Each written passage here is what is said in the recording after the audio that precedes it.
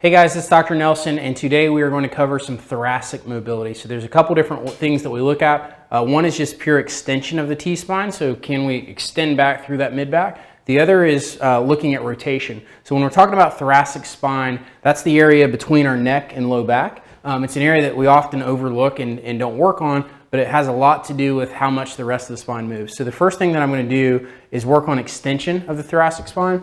So I love to use a foam roller for that. There's a lot of different options as far as ways to work on this, but this works really well. So what you're going to do is basically just lay on the foam roller. And I usually like to start kind of on that lower T-spine area. My goal is to work all the way up to the base of my neck. So from here, what I'm going to do is just lay on my back.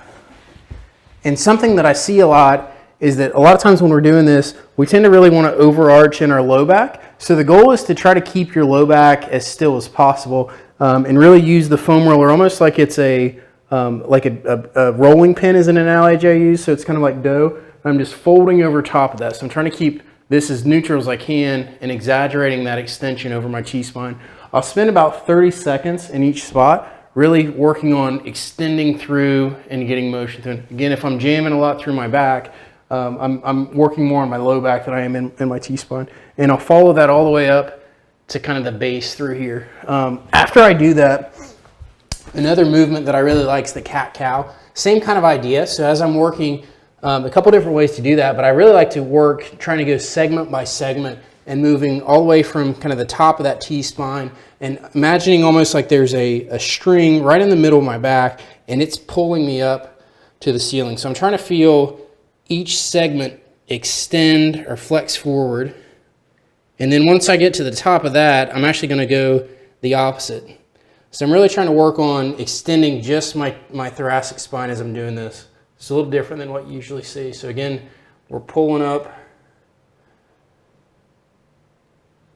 from the middle and then pulling down. So I'm pretending like my sternum's kind of pressing down to the ground. So a couple different ways that you can work on flexion and extension.